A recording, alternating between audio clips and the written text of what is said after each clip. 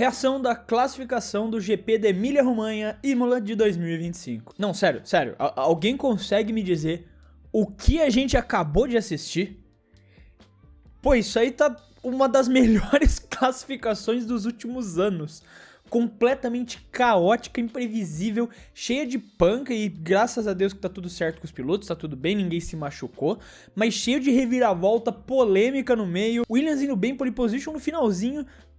Cara, uma das melhores classificações dos últimos anos, definitivamente, e que contam muitas histórias, e são exatamente essas histórias que nós vamos estar vendo aqui no vídeo de reação da classificação do GP da Emília-Romanha. E cara, eu não costumo trazer um comentário já na introdução, mas acho que eu vou ter que abrir uma exceção para essa classificação, porque como o Country Bladers disse aqui, se der para resumir em uma palavra, a palavra seria caos.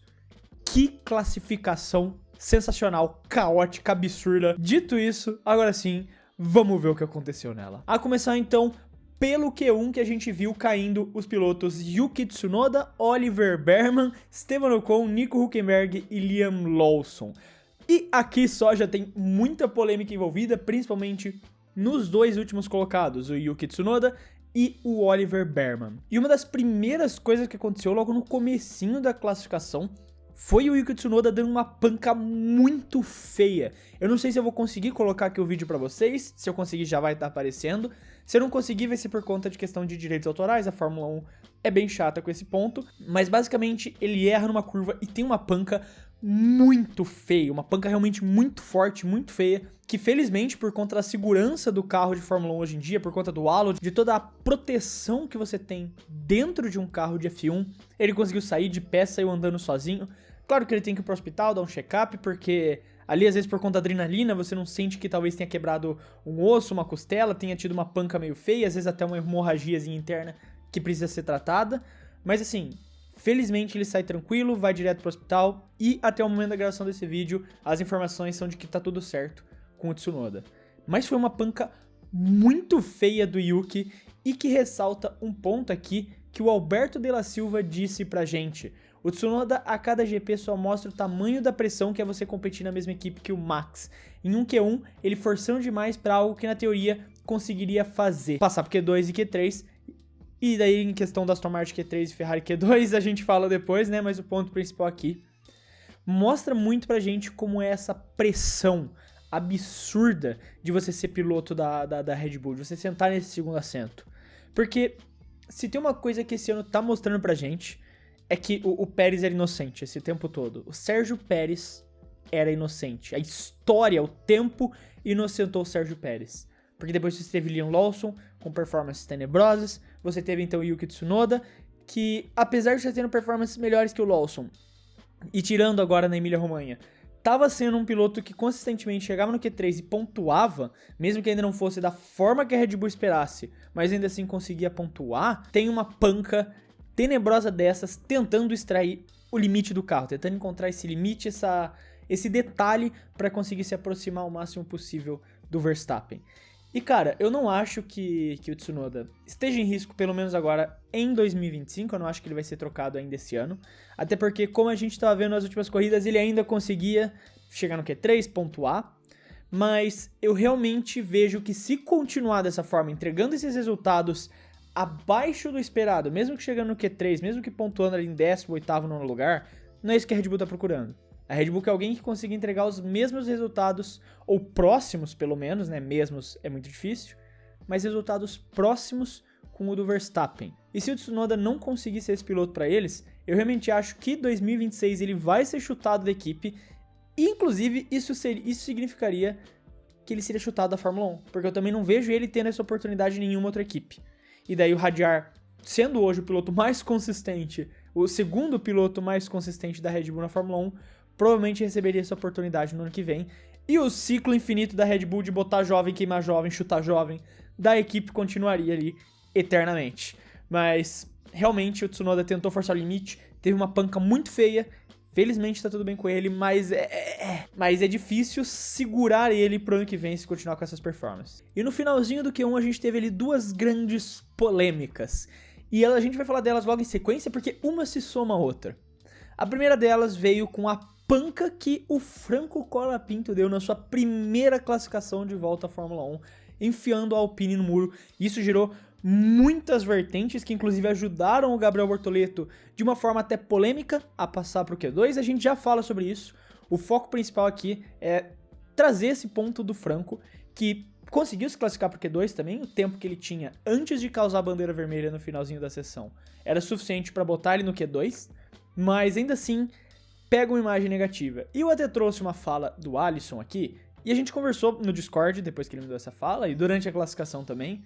Lembrando que você pode participar do Discord do clube clicando no primeiro link da descrição aqui do vídeo. Mas basicamente o Alisson ele trouxe ali a frase desatualizada, basicamente dizendo: é mais fácil você ensinar um piloto rápido a parar de bater do que um piloto que bate a ser mais rápido. E que eu falei, né, ano passado e esse ano, defendendo o Colapinto.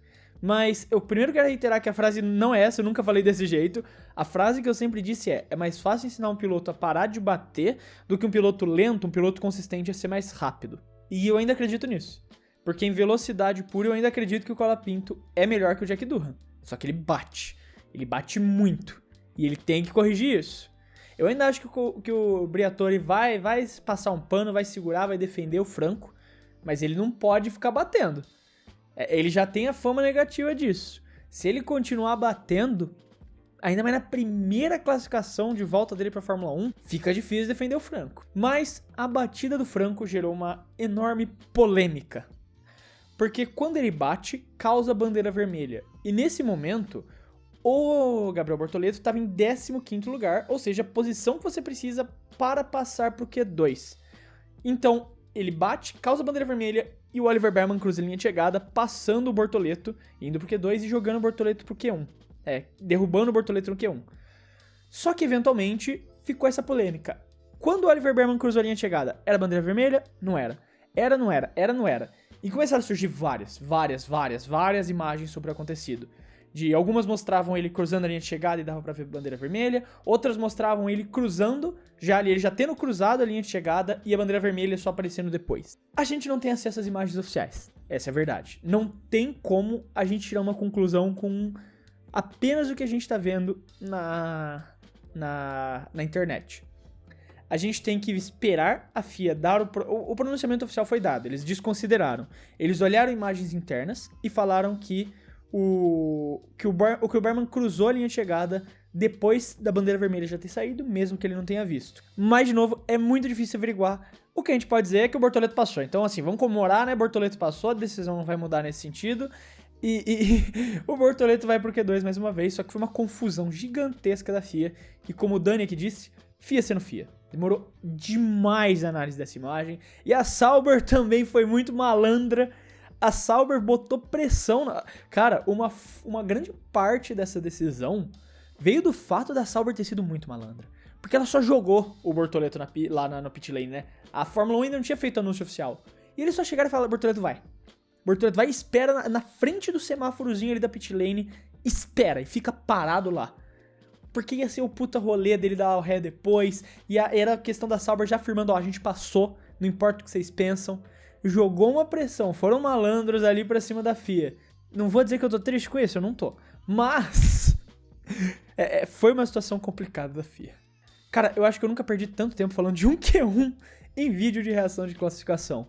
Mas agora, perder tempo é algo que ninguém gosta, isso é verdade. Principalmente quando você perde tempo sem nada pra fazer. E agora, com o parceiro do Clube da F1, a Wallplay, você não vai sentir que tá perdendo seu tempo sem fazer nada. Porque o Wallplay é um serviço da Wall que engloba várias plataformas de streaming diferentes. Como o Paramount Plus, a própria Max com The Last of Us e Champions League, se você gosta de futebol. Eles têm também o NBA Pass, e além de várias outras opções que você pode assinar clicando aqui no link do comentário fixado do vídeo. E alguns pacotes, como o próprio pacote da Max e o do UFC Fight Pass, se você gosta de MMA também, incluem junto no pacote anual um bônus de R$40 por mês para você usar na ingressos.com. Então você vai estar pagando menos de R$40 para você ganhar R$40 na plataforma ingressos.com. Então, cara, simplesmente vale muito a pena você assinar o seu streaming favorito pelo Wallplay, e para conseguir essa promoção você precisa fazer isso clicando no link que tá aqui no comentário fixado,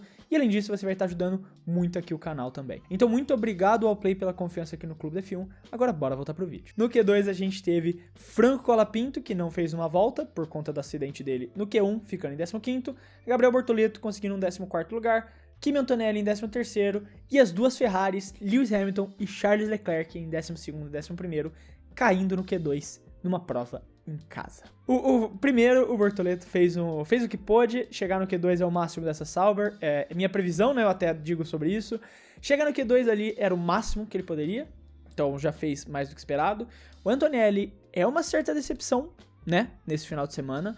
Eu botei ele como uma pessoa que eu esperava pra surpresa. Eu esperava que ele seria uma surpresa nesse final de semana, ele ia fazer uma grande corrida de casa, mas a pressão da sala, dos colegas de sala dele observando deve ter pesado. Brincadeiras, o Antonelli não conseguiu se encontrar nesse final de semana inteiro, não foi muito bem, e acaba caindo no Q2 na sua pista favorita. Agora, essa é uma previsão que eu também dei, como bem lembrado pelo Mr. Pombo by Arábia, Fred estava certo quando disse que a Ferrari ia flopar. É inacreditável a Ferrari trazer tantas atualizações quanto traz, e o carro parece que não sai do lugar. Se você assistiu o vídeo dos treinos livres, de reação dos treinos, ele tá aparecendo aqui no card pra você agora também. Lá eu falo um pouco melhor. Eles são a equipe que mais trouxeram atualização de toda a temporada de 2025. E o carro piora. O carro só piora. Cara, é inacreditável o que a Ferrari tá fazendo. Como eles conseguem fazer isso? Porque não é a primeira vez. Se fosse um ano fazendo isso, tudo bem. Mas a Ferrari traz atualizações todo ano e o carro piora. Ano passado lá eles trouxeram atualizações no meio do ano e o carro teve porpoising, voltou o porpoising no carro, velho. A Ferrari conseguiu trazer o porpoising de volta no ano passado. E você vai voltando e você vai encontrando sempre piorar. 2023 tudo bem, que nem teve muita graça por conta da Red Bull dominando, mas 22 eles começam com o melhor carro e simplesmente deixam a Red Bull engolir eles. Cara, a equipe de desenvolvimento da Ferrari tem um problema gravíssimo lá dentro. E alguém precisa tomar uma providência em relação a isso. Porque não é de hoje, velho. Já faz anos que isso acontece com a Ferrari. Quem cuida, quem chefia, quem tá tomando conta da questão de atualizações lá da Ferrari, o programa ali dentro, tem um problema muito grande lá, cara. Tem que reformular tudo. Porque é inacreditável o que acontece com essa equipe com atualizações. E um adendo que é necessário, como trazido aqui no comentário do Hiddens, Carlos Sainz mostrando que sabe voar muito, literalmente. Não sei se literalmente, porque ele não voou, eu nunca vi ele criar asas e sair voando, desculpa. Que volta e que ano espetacular da Williams. Eu ainda não acredito nisso, velho. O que o James Vowles está fazendo é absurdo. Tem uma imagem que estão spamando lá no Discord por conta de algo que eu disse, eu não vou falar aqui ainda. No vídeo de amanhã de reação da corrida, que aí eu reajo aos memes da corrida, aí dá pra colocar. Mas aqui eu ainda não vou colocar. Sobre uma frase que eu disse pro James Vowles, quem tá no Discord do Clube da F1 sabe. Mas sim, eu vou ser repetitivo, que é o que eu sempre falo, mas o FW47 não tá sendo usado no turno de vento. O foco total tá no FW48. E ainda assim, parece que corrida a corrida, o carro melhora. A Williams é a equipe que menos trouxe atualização na temporada. Só duas atualizações e olha onde a Williams tá. E por fim, a classificação final do grid fica com Pierre Gasly em 10º lugar, Isaac Hadjar em 9º, Lance Stroll em 8º, colocando o Aston Martin ali no Q3, Alex Albon e Carlos Sainz em 7º e 6º, com o Alonso também fazendo a melhor classificação dele no ano, 5º lugar com o Aston Martin, e o nosso top 4 com Lando Norris em 4º lugar, o George Russell spawnando no seu habitat natural, a 3ª colocação, Max Verstappen em 2º e o nome da temporada até aqui, Oscar Piastri em 1º lugar com a pole position, mais uma pole indo aí tentando conquistar a sua 5ª vitória consecutiva na temporada. E o primeiro ponto em relação a esse Q3 tem aqui em relação ao comentário do O'Rael, né? Falei em inglês também, porque vai que. Aston Martin surpreendeu. Finalmente as duas passaram ao Q3 e podem ser destaque na corrida. O ritmo das duas Aston estão bem, e aí já tá mostrando a mudança de Adrian no comando da Aston. Provavelmente vão brigar pelo P4. Só um adendo aqui em questão a isso, não tem mão nenhuma do Adrian Newey nisso, tá? Pra deixar claro aqui, o próprio chefe de equipe, o qual já disse que o Adrian Newey tá focado só no carro de 2026. Ele não vai mexer um dedo no carro de 2025. Inclusive, isso foi motivo de briga entre ele e o Lawrence Stroll. Mas o Adrian Newey não está mexendo no carro de 2025 de forma alguma. Mas no vídeo de ontem, que eu falo em relação às atualizações que as equipes trouxeram, vídeo de reação dos treinos livres, eu falo que a Aston Martin trouxe para essa corrida um pacote gigantesco de atualizações. Eles trouxeram 7 atualizações de performance pro carro. E tá se mostrando eficiente. Eles não tinham trazido nenhuma atualização até aqui. Mas ontem eles trouxeram, para esse final de semana, um pacote gigantesco e que tá surtindo efeito. O carro da Aston Martin finalmente tá competitivo, minimamente, tá onde você espera que a Aston Martin esteja antes do início do ano que vem. Brigando por pontos, brigando pelo top 10. O que é uma notícia ruim pra Sauber, porque era uma das equipes que a Sauber conseguia bater de frente, e agora não vai mais conseguir. Mas as Aston Martins finalmente dão esse próximo passo nessa temporada, sem nenhum dedo do Adrian Newey ainda, pelo que eles falam publicamente, pelo menos. Mas finalmente as duas passam pro Q3, e o Alonso pode finalmente ele ter uma corrida competitiva, e como o Rael mesmo disse, podendo até sonhar em brigar por um P4, e sei lá, uma corrida maluca. A gente viu quantas pancadas tiveram ao longo desse final de semana. Se ele se manter, é uma pista difícil de ultrapassar, pode até sonhar com um pódio a Aston Martin. Agora, o Enzo Lin trouxe aqui um ponto que Cara, eu não quero parecer chato de novo, mas se o Norris quiser vencer amanhã, ou a corrida tem que ser caótica, ou ele vai ter que orar pra ter uma estratégia decente amanhã. Esse foi o único comentário que vocês enviaram que eu encontrei que não xingava o Norris de alguma forma. Eu já dei minha opinião aqui várias vezes em relação a tudo isso. Eu acho que o Lando Norris claramente não tá no seu 100%. Em questão de habilidade, ritmo, de nível, ele tem qualidade, ele já mostrou isso. Mas em questão de cabeça, ele já deixou claro que não tem. Ele tá dificultando pra ele mesmo cada vez mais. Porque enquanto o companheiro de equipe vai lá e crava uma pole position confortável, né? Confortável, num fim de semana que parecia evidente as McLarens na frente do resto do pelotão, o Lando Norris vai lá e fica não só atrás do Verstappen, mas também atrás do George Russell. Que, novamente, outro que tá fazendo uma grande temporada. De novo, mantenho meu ponto, se tivesse um carro pra isso, estaria brigando pelo Mundial. Mas o Norris não pode se dar ao luxo de ficar se classificando em quarto lugar nessa situação. A gente tá falando de Imola, uma pista muito difícil de ultrapassar. Ainda acredito que ele tem o favoritismo pra tentar atacar e passar o George Russell, mas isso coloca ele numa posição que o Piastri, se largar bem amanhã, vai disparar. E não tem quem pegue ele mais. A não ser que uma corrida caótica, um safety car na hora certa, uma bandeira vermelha, favoreça o Norris. Mas, de novo, o Norris pipoca na classificação. E é isso. As últimas classificações dele, ele tá indo muito mal. Tirando Miami, que ele claramente vai melhor, ele tá indo muito mal. Bahrein, ele classifica em sexto, né? Se eu não me engano, é sexto. Arábia Saudita, ele fica em 10º por conta da pancada. E agora, quarto lugar. Enquanto o Piastri tá consistentemente ali no top 3, top 2. Ou na pole position também. Ele não pode ficar se dando a esse luxo de não se classificar tão bem. E ainda mais pela diferença, porque foram 3 décimos de diferença pro Piastri. Ele não pode ficar 3 décimos de diferença pro Piastri. Isso porque o Piastri, quando terminou a volta, ainda disse que errou. Que errou um negócio e tava com medo de ter perdido a pole por isso. Então o Norris cada vez mais dificulta a possibilidade dele tentar conquistar um título. E o Piastri cada vez mais próximo de conquistar o seu primeiro título mundial. Inclusive, até seguindo em relação a isso, como no comentário do Isaac Kvyat, o Piastri vai dominar a temporada inteira desse jeito, e se ele vencer a corrida vai ser a 4ª vitória consecutiva e a 5ª vitória dele na temporada. Eu falei mais cedo no vídeo, né, que ia ser a 5ª vitória consecutiva. Eu falei errado, vai ser a 4ª consecutiva e a 5ª da temporada. E realmente, no ritmo que a gente tá indo, de um piloto da McLaren realmente tá conseguindo classificar o carro da McLaren na posição que ele tem que estar, é basicamente isso que a gente vai ver mesmo.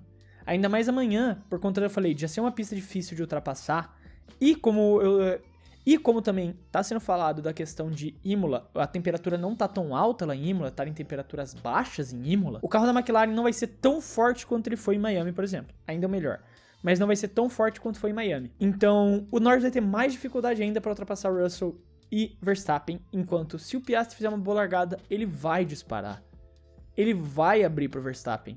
E mesmo que não abra, o Verstappen dificilmente também vai conseguir passar o carro da McLaren. Então assim, cara, a não ser que seja uma corrida caótica, eu acho muito difícil que não seja o cenário aí, como o Isaac Kvyat disse, que ele vença amanhã e dispare ali no campeonato, e assim, a partir daqui, dispare ainda mais. Porque daí você vai ter Mônaco e Espanha, e se a gente pegar como base na temporada passada, o Piastri foi melhor em Mônaco do que o Norris já.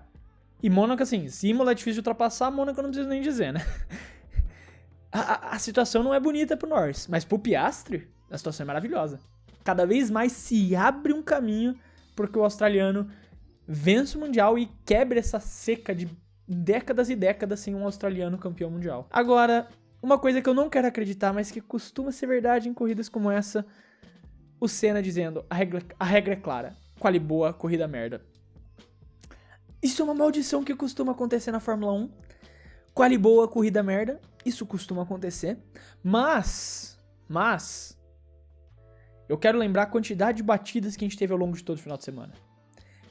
Vamos ter um pouco de fé. Alguém vai rodar, alguém vai bater no muro, alguém vai acionar uma bandeira vermelha, um safety car e vai trazer aquela emoção pra gente. Vai ter uma pancadinha ali de alguém tentando ultrapassar de forma afobada. Eu acredito, os deuses da Fórmula 1, eu tô sentindo o cheirinho. Os deuses da Fórmula 1 vão entregar entretenimento pra gente amanhã, às 11 da manhã, às 10 da manhã. E lembrando que 9h30 a gente vai estar em live no Que Pode É Esse, acompanhando a corrida ao vivo. Então não esquece de colar lá. Mas eu confio no poder dos deuses da Fórmula 1 de entregarem uma boa corrida e quebrarem a maldição do quali bom, corrida merda. Mas aí tá, essa é a reação da classificação do GP da Emília-Romanha de 2025. Eu quero saber a sua opinião, o que você acha sobre tudo isso, seus pontos de vista. Não esquece de escrever aí nos comentários. Lembrando aqui que se você gostou do vídeo e quiser ajudar o Clube da F1, você pode fazer isso se inscrevendo no canal, porque ajuda muito a gente a poder continuar produzindo todos esses vídeos aqui pra vocês. Eu quero deixar um abraço pra você que ficou até aqui e até o próximo vídeo.